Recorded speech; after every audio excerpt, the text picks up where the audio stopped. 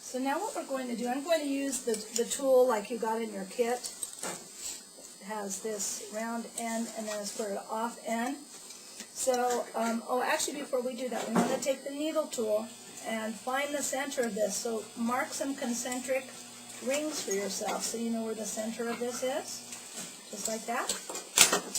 And then you're going to take the rounded edge and you're going to come right in the center, and you want to make a little depression right in the middle that reflects how much you want to cut away. So I want to cut away 1/4 of an inch, so I just opened it up 1/4 of an inch there. So that will let me know later how far I can trim away from this. And then also what it benefits me with is holding my tool as I'm trimming. And the other thing is it gives me a place to put my hand to hold down the pot, so in case it does start to dislodge, this helps hold it on the wheel. With my hand, my left hand in the depression, my right hand's over here at the 4 o'clock position, and I'm going to start trimming away to the first line I indicated here for the foot. I always start by indicating a wider foot than what I think I might want later, because I can always trim more away. So start with the measurement a little wide, and then you can go in if you feel like you need to cut away more of the foot.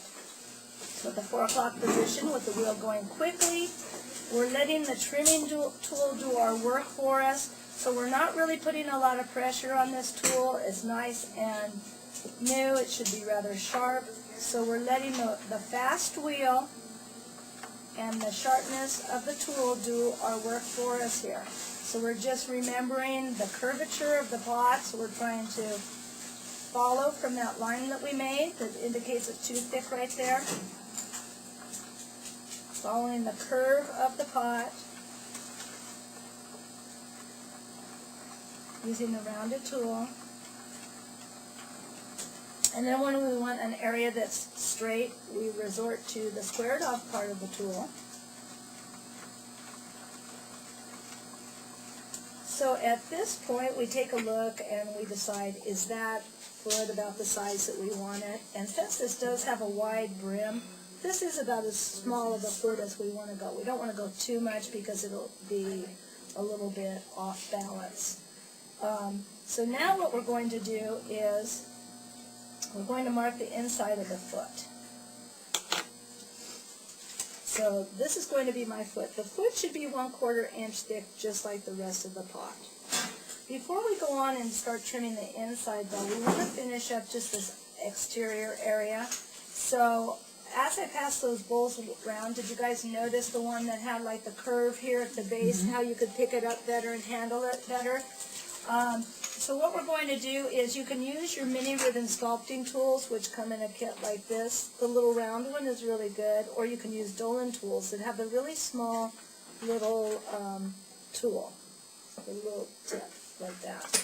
And come in on the side and indent that foot a bit. So what you're doing is you're giving your foot a waistline. This does a couple things. As I described, it makes it easier for you to pick up the bowl later when you're glazing from the base, but also it gives your pot a little bit of a lift because it gives the illusion of a smaller foot because it has that little waist. And then just take that tool on the edge a bit so that you get rid of that really sharp edge there. Now we're going to go back into the middle of the pot. We're going to take the square tool and this squared off edge right here, we're going to place it right at that line and make a depression. And what we're trying to do, if you remember back to the drawing I showed you at the beginning of the demo, we're trying to make this curve that goes here match up with that. Switch back to the rounded edge and go from that trimming you just did towards the center. We always want to trim from the outwards inwards rather than the inwards outwards. If you go from the inwards outwards, you can trim off your foot completely. So you want to go from here towards the center. And then we'll stop the wheel and we'll take a look. And what does it look like to you? Does it look like this is matched up with this? Do I need to trim more here? I think more. Yes, I do. So you need to develop that ability to be able to see that. So we want to go back to our squared off edge.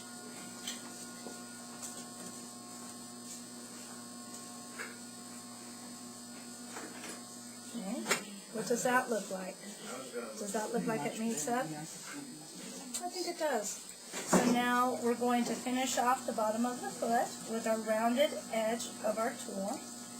And so we end up by taking away that little spot in the middle, that little depression in the middle. That's the last thing we do on this part of it. Now what we want to do is go back to a smaller tool, and you want to round now the inside of this so it looks a little bit better, because you don't want any sharp edges here. It'll scratch your tables, and also later when it becomes vitrified, it can actually cut you if it's a sharp edge. So we want to spend a little time here taking our rounded tool and making the foot rounded as well.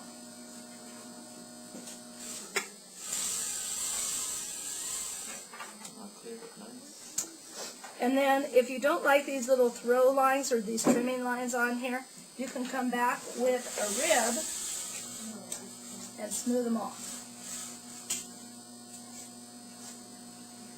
Once again, a Cheryl tool. This is a mud tool, a rib from Cheryl. They make really great tools. Also, you can use a damp sponge or a chamois to help you clean it up a little bit right at the end and then go back to a rib again.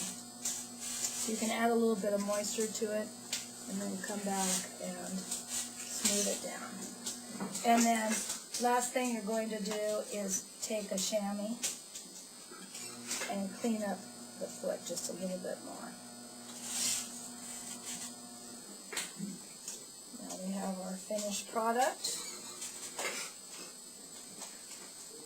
ready for discoloring our foot on our bowl.